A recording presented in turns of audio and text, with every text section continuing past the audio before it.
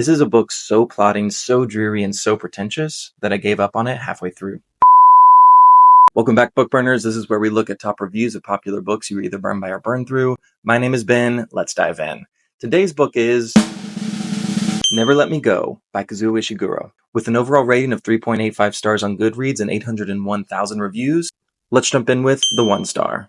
Kevin says, this is a book so plotting, so dreary, and so pretentious that I gave up on it halfway through.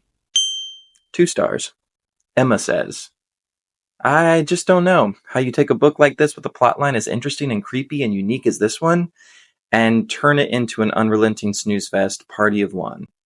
When I hear, quote, the best novel of the decade, I expect brilliance. When I hear, quote, now a major motion picture starring Carey Mulligan, Andrew Garfield, and Keira Knightley, I expect excitement.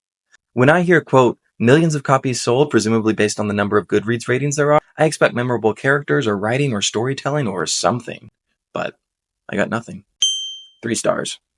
Mary says, the most eerie thing about this book is how the characters being affected never rail against the system that's oppressing them. There's no aha moment, no rebellion, no outrage. There's no satisfaction of knowing that the system has been toppled and that things will change after the conclusion. There's a bit of hand-wringing, some muttered disappointment, but most of all, there is quiet acceptance. That's what makes it so scary to read. 4 stars. Nicole says, this book is scary. Not because it's horror in the common sense of the word, but because it's terrifying that we might reach a point in society where children and people are so violated and so used, and worse, complying. This isn't a happy book. There's no rebellion. There's a harsh story from a perspective of someone who is okay with how they are regarded. Not because the characters are stupid, but because that is what they are told and raised to believe. I recommend this book especially to the fans of The Handmaid's Tale. 5 stars.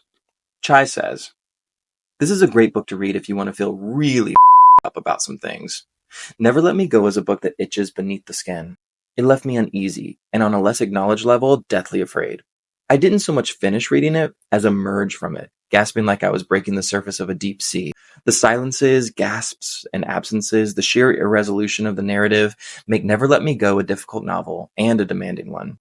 What it demands of the reader is that we think about our positions of distance, of non-implication, vis-a-vis a senseless and seemingly unstoppable atrocities in the world, and about the power of silence itself.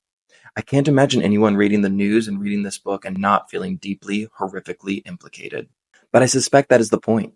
Never Let Me Go demands that we let ourselves be hit by the violence and sadism of inaction, so it might dare us to hope, to manifest the otherwise worlds the novel's ultimately bleak ending could not imagine.